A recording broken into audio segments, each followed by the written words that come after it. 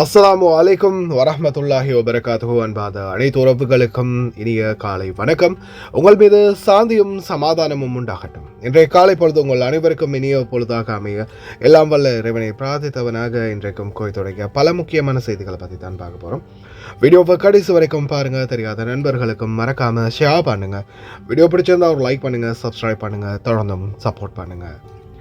குவைத்துடைய டினா மதிப்பு உள்ளதா பார்த்தலாம். இலங்கைக்கான ரூபாயில் ஒரு தினாரின் மதிப்பு 1027 ரூபாய் ஒரு சதமாக உள்ளது. இந்தியாவின் ரூபாயில் ஒரு தினாரின் மதிப்பு 307 ரூபாய் 12 சதமாக உள்ளது. இது அல் முசைன் எக்ஸ்சேஞ்சுடைய அப்ளிகேஷன் ஆன்லைன் ரேட் ஆகும். குவைத்துடைய பல பகுதிகளிலையுமே அல் முசைன் எக்ஸ்சேஞ்ச் பிரான்ச் இருக்குது. அதே மாதிரி ஜெமியாக்கள்லையுமே அவங்களுடைய மெஷின் இருக்குது. உங்களுடைய பணத்தை அனுப்பிக்கொள்ள முடியும். குவைத்துடைய பல எக்ஸ்சேஞ்சுகள்லையுமே அக்கௌண்ட் நம்பரை மறைச்சிடுறாங்க. இதை பற்றியும் உங்களுக்கு தொடர்ந்துமே தெரியத்தாது. நீங்கள் ஏதாவது ஒரு புதிய எக்ஸ்சேஞ்சுக்கு பழைய பற்றுச்சீட்டோட போகிறீங்களா இருந்தால் நிச்சயமாக அதில் அக்கௌண்ட் நம்பர் சரியாக இருக்கா அப்படின்றத செக் பண்ணிக்கோங்க. அப்படி இல்லாத பட்சத்தில் எழுதிட்டு போனாலும் பிழை இல்லாத அக்கௌண்ட் நம்பர் எழுதிட்டு போங்க. ஏதாவது ஒரு நம்பர் பிழைத்தாலும் கூட உங்களுடைய பணம் நாட்டுக்கு போய் சேராது. அந்த பணத்தை திரும்ப பெறணுமா இருந்தாலும் ரொம்ப நாட்களாகவும் மறுபடியும் கட்டணம் செலுத்த வரும். அதே போல் எக்ஸ்சேஞ்சுகளில் பணம் அனுப்பி முடித்ததும் மறக்காமல் பட்டுச்சீட்டை செக் பண்ணி பாருங்கள். எல்லா டீட்டெயில்ஸுமே சரியாக இருக்குதானே. ஏன்னா நீங்கள் சரியான டீட்டெயில்ஸை கொடுத்துருந்தாலும் கூட எக்ஸ்சேஞ்சில் வேலை பார்க்குறவங்க பிளப்புறதுக்கும் வாய்ப்பு இருக்குது. அது மாதிரி பலருக்குமே நடந்திருக்குது. முடிந்த வரைக்கும் நீங்களும் உங்களுடைய கஷ்டப்பட்டு சம்பாதிக்கக்கூடிய பணத்தை நல்ல எக்ஸ்சேஞ்சுகள் மூலம் அனுப்புங்க. எங்கே அதிகமான ரேட் கொடுக்குறாங்க அப்படின்றது தெரிந்தாலும் மறக்காமல் கமெண்டில் மென்ஷன் பண்ணுங்கள். குவைத்துடைய தங்க விலையை பார்த்தலாம். ஒரு கிராம் 18 கேரட் தங்கத்தின் விலை 34 தினார் 595 ஃபில்ஸ். ஒரு கிராம் 21 கேரட் தங்கத்தின் விலை 40 தினார் 360 ஃபில்ஸ். ஒரு கிராம் 22 கேரட் தங்கத்தின் விலை 42 தினார் 298 ஃபில்ஸ்.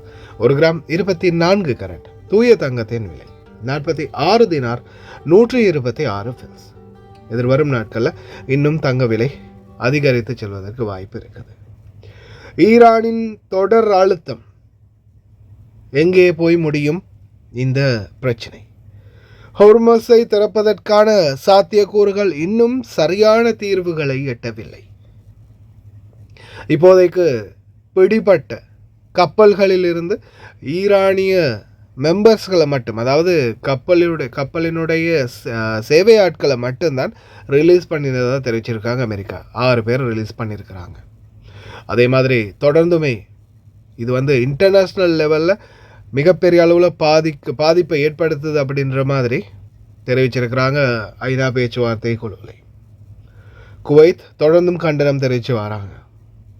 இந்த சூழலை பார்த்திங்கன்னா பல நாடுகளுக்கு செல்லக்கூடிய எரிபொருள் மற்றும் கேஸ் தட்டுப்பாடு மிகப்பெரிய அளவில் மாறி வருது. அதே மாதிரி அரபு நாடுகளில் உள்ள உற்பத்தி விகிதங்களும் குறைத்து வருவதால் பல நாடுகளில் மிகப்பெரிய சிக்கல்களை சந்திக்க நேரிடும் அப்படின்னு தொடர்ந்துமே வலியுறுத்திட்டு இருக்கிறாங்க.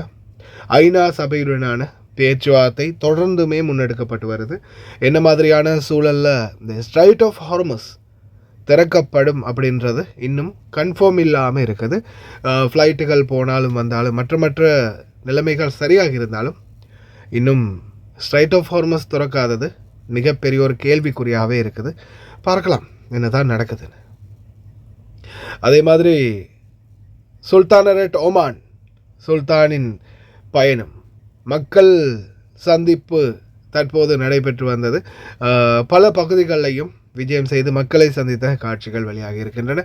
அதே போல் கிட்டத்தட்ட 374 மில்லியன் தினார்கள் குவைத்தில் கிட்டத்தட்ட இந்த கால பீரியடுக்குள்ளே மட்டும் ஃபைனாக, அதாவது அபராதமாக கலெக்ட் பண்ணியிருக்கிறதா தெரிவிச்சிருக்கிறாங்க குவைத்துடைய கவர்மெண்ட். இந்த நாட்டில் கஷ்டப்பட்டு சம்பாதிக்கக்கூடிய நம்மளுடைய சம்பள பணத்தை பலரும் இன்றைக்கும் அபராதமாக ஏதாவது ஒரு வழியில் செலுத்திட்டு இருக்கிறீங்க. தயவு செய்து தவறுகளை தவிர்த்துக்கோங்க, விதிகளை மீறாதீங்க. அதே மாதிரி டிஜிட்டல் பேமெண்ட் மட்டுமே, இன்சூரன்ஸ் பணம் செலுத்துவதில் டிஜிட்டல் முறைமை மட்டுமே கடைபிடிக்க வேண்டும் என்று அனைத்து இன்சூரன்ஸ் கம்பெனிகளுக்கும் மிக முக்கிய அறிவுறுத்தல். இனிமேல் கேஷ் மூலம் எந்த ஒரு டீலிங்கும் இல்லை. கார்டு குவைட்டில் நிச்சயமாக அப்படின்றதுல எந்த மாற்று கருத்தும் இல்லை. முடிந்த அளவுக்கு பேங்க் கார்டு ஒன்று திறக்கிறதுக்கு எல்லாருமே ட்ரை பண்ணுங்கள். அதே மாதிரி ஜஹரா பகுதியில் நடந்த மிகவும் துயரமான ஒரு சம்பவம்.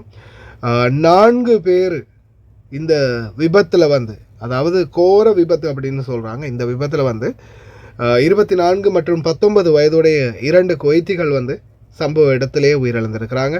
அதே மாதிரி 27 மற்றும் 22 வயதுடைய கல்ஃப் நேஷனல்ஸ் மற்றும் ஒரு குவைத்தி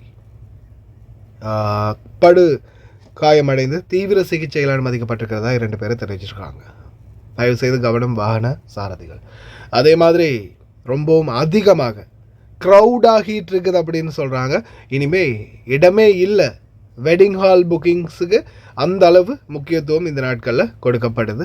கடந்த நாட்களில் ஸ்டாப் பண்ணியிருந்து இப்போ ஆரம்பித்ததால் தடை செய்யப்பட்ட குழுக்களில் இணைந்த குவைத்தி பார்த்திங்கன்னா 4 வருட காலத்துக்கு சிறை தண்டனை விதித்து தீர்ப்பளிச்சிருக்கிறாங்க குற்றவியல் நீதிமன்றம். அதே போல் மஹபூலா பகுதிகளில் நேற்றைய தினம் அப்பார்ட்மெண்ட் ஒன்றில் தீ விபத்து ஏற்பட்டிருக்குது.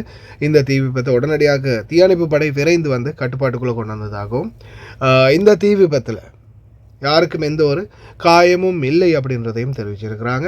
தயவு செய்து ரொம்ப கவனம். அப்பார்ட்மெண்ட்களில் இருக்கக்கூடியவங்க தொடர்ந்து அவேர்னஸ் பண்ணுறது தான்.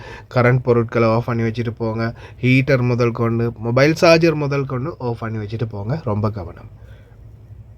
அடுத்த மிக முக்கிய தகவல், உங்களுக்கே தெரியும், ஷார்க் பகுதிகள், குறிப்பாக மிர்காப் ஷார்க் பகுதிகளில் இருக்கக்கூடிய இந்த கடைகள், அதாவது அந்த நிறைய அலுமினிய பொருட்கள், ஃபிட்டிங்ஸ் பொருட்கள், இந்த மாதிரி கடைகள் இருக்குது. இந்த கடைகளுக்கான காலக்கெடுவாக 2 வாரங்களை வழங்கியிருக்கிறாங்க குவைத்துடைய the public authority for industry, PAI. அதாவது நிறைய பொருட்களை வந்து வெளியில் டிஸ்பிளே பண்ணி வச்சுருக்கிறாங்க. எல்லாமே சட்டவிரோதமாக நில ஆக்கிரமிப்பு மாதிரின்னு சொல்லலாம். நில ஆக்கிரமிப்பு மாதிரி நிறைய பொருட்களை டிஸ்பிளே பண்ணி வச்சுருக்காங்க, அளவுக்கு அதிகமாக.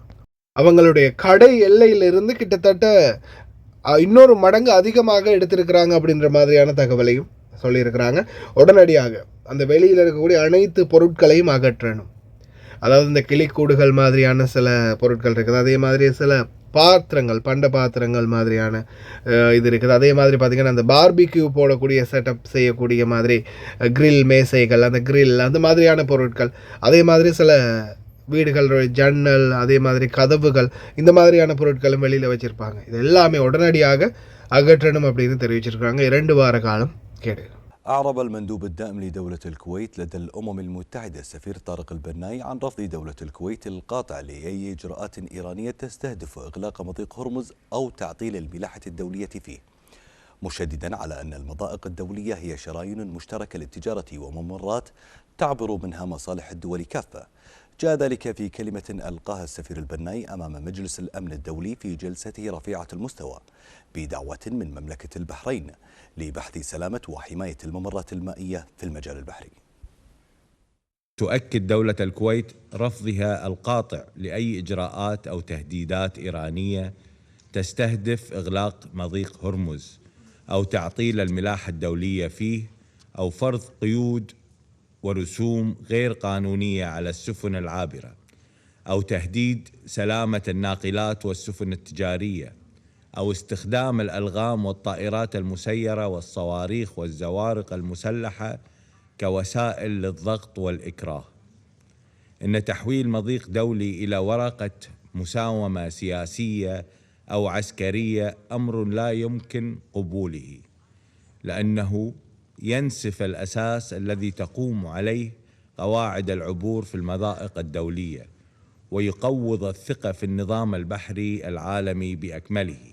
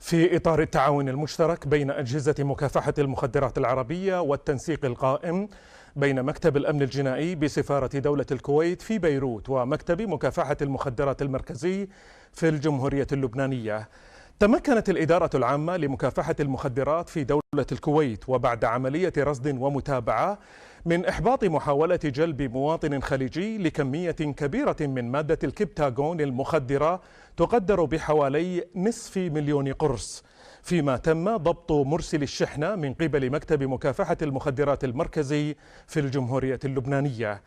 وعلى ضوء تلك المعلومات تم تتبع الشحنة التي وردت إلى البلاد عبر إحدى المراكز الحدودية البحرية والمسجلة على أنها مواد غذائية، حيث تبين احتواؤها على مؤثرات عقلية مخبأة بطريقة سرية ومبتكرة ليتم التنسيق مع الإدارة العامة للجمارك وضبطها.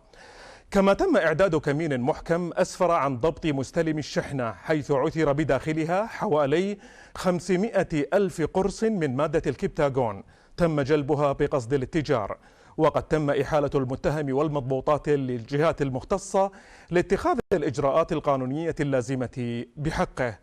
وتؤكد وزارة الداخلية استمرار جهودها في التصدي لآفة المخدرات وتعزيز التعاون الإقليمي والدولي في محالحة مهربيها، مشددة على تطبيق القانون بكل حزم لحماية المجتمع من هذه الآفة الخطيرة.